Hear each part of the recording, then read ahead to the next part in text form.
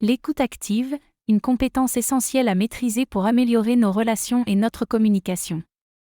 Dans cet univers où nous sommes inondés d'informations, savoir écouter est un véritable atout. Sachez que l'écoute active n'est pas seulement une question d'ouvrir vos oreilles. C'est une approche globale qui nécessite une concentration totale et une empathie réelle. Développer l'écoute active permet de comprendre l'autre dans sa globalité. Cela peut aider à résoudre des conflits, à mieux comprendre les intentions de l'autre, et à établir une relation de confiance. L'écoute active commence par le respect du temps de parole de l'autre. Il faut savoir se taire pour laisser l'autre s'exprimer, sans l'interrompre ou sans vouloir terminer ses phrases. Ensuite, il est important de maintenir un contact visuel avec la personne que vous écoutez. Cela montre que vous êtes présent et concentré sur ce qu'elle a à dire. L'écoute active nécessite aussi de lire entre les lignes. C'est-à-dire, comprendre le message qui se cache derrière les mots, par l'observation des gestes, des expressions faciales et du ton de la voix. Il faut aussi poser des questions pour montrer à l'autre que vous êtes attentif à ce qu'il dit. Mais attention, votre but n'est pas de le juger ou de donner des conseils, mais bien de comprendre sa perspective.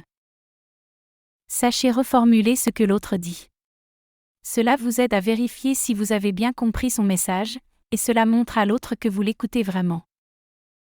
Il est également important de faire preuve d'empathie. Essayez de vous mettre à la place de l'autre pour mieux comprendre son point de vue. L'écoute active nécessite de la patience. Il faut savoir attendre que l'autre ait fini de parler avant de répondre. Ne soyez pas pressé de prendre la parole. L'écoute active, c'est aussi savoir gérer ses propres émotions. Il ne faut pas laisser ses sentiments personnels interférer avec la compréhension du message de l'autre.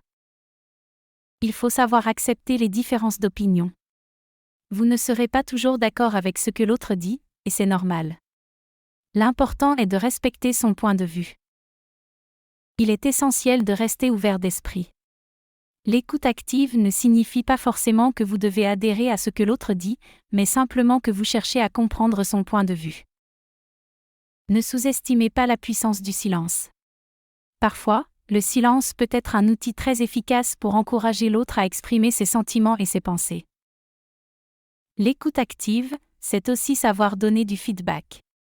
Le feedback est une manière de montrer à l'autre que vous avez bien compris son message.